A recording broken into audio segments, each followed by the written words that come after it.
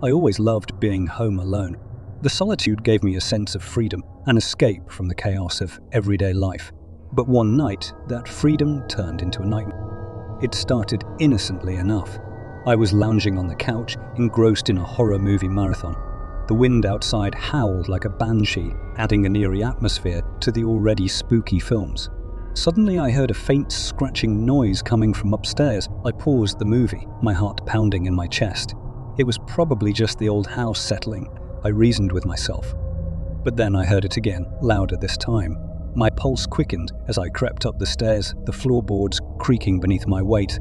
Each step felt like an eternity as I approached the source of the sound. My hand trembled as I reached for the doorknob of the guest room. I swung the door open, expecting to find nothing but darkness.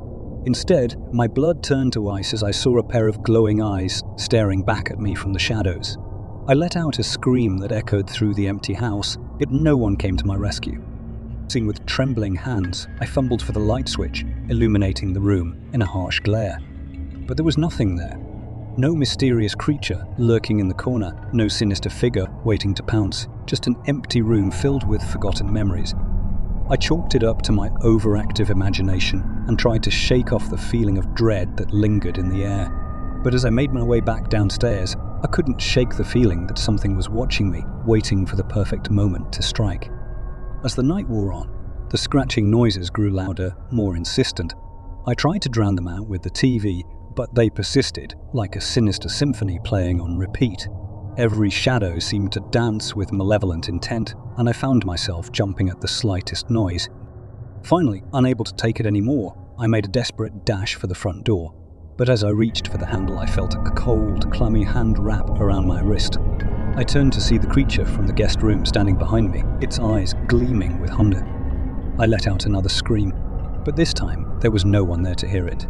No one to save me from the horror that lurked within the walls of my own home.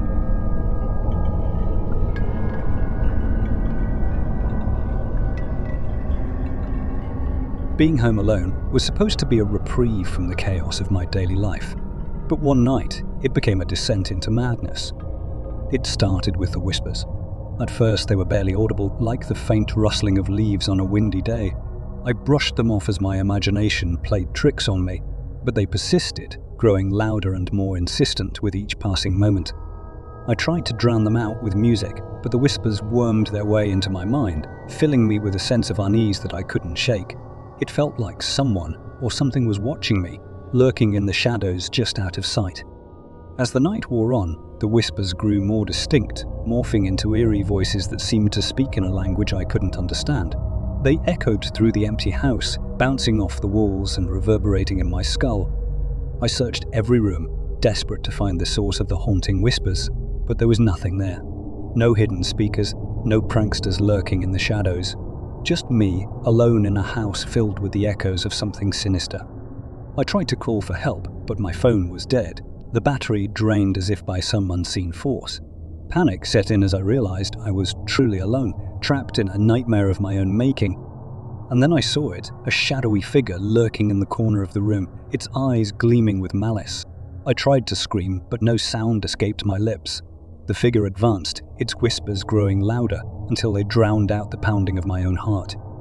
I closed my eyes, praying for it to be over, but when I opened them again, the figure was gone, leaving behind nothing but a chilling sense of dread that lingered long after it had vanished.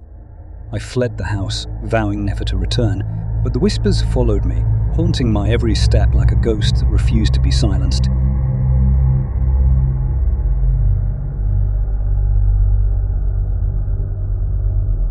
Home alone, finally. No nagging parents, no annoying siblings, just me and the empty house. But that sense of solitude quickly turned to terror when the phone rang. I hesitated before answering, the shrill ring cutting through the silence like a knife. Who could be calling at this hour? I thought, my hand trembling as I reached for the receiver. "Hello?" I said tentatively, my voice barely above a whisper. Static crackled on the other end of the line, followed by a low, guttural growl that sent shivers down my spine. I slammed the phone down, my heart pounding in my chest. It had to be a prank call, I told myself, but the fear gnawed at me like a hungry beast. I tried to shake it off and go back to my movie, but the phone rang again, the sound echoing through the empty house like a death knell. This time, I let it ring, hoping whoever was on the other end would give up and leave me in peace. But the ringing persisted, growing louder and more insistent with each passing moment. I unplugged the phone from the wall, but the ringing continued, as if the caller were reaching out from beyond the grave. I could feel eyes watching me from the shadows, a sense of malevolence that seemed to seep into every corner of the room. I tried to ignore it, to convince myself. It was just my imagination running wild. But deep down, I knew something was terribly wrong. As the night wore on, the ringing grew louder, echoing through the empty house like a sinister symphony.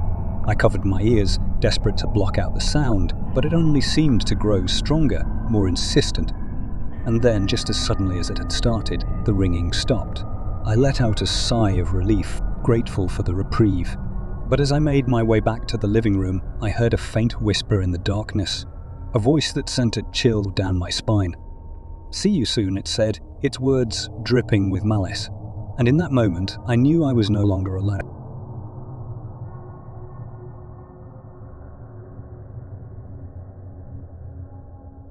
Home alone, no one to judge me, no one to tell me what to do. It was bliss. But that bliss turned to terror when I caught a glimpse of something in the mirror. At first, it was just a flicker, a shadowy figure lurking in the corner of the reflection. I blinked, thinking it was just a trick of the light, but when I looked again, the figure was still there, its eyes boring into mine with a hunger that sent a chill down my spine. I stumbled back, my heart pounding in my chest. This couldn't be happening, I thought, my mind reeling with disbelief. But no matter how hard I tried to convince myself it was just my imagination, the figure remained a sinister presence in the mirror's reflection.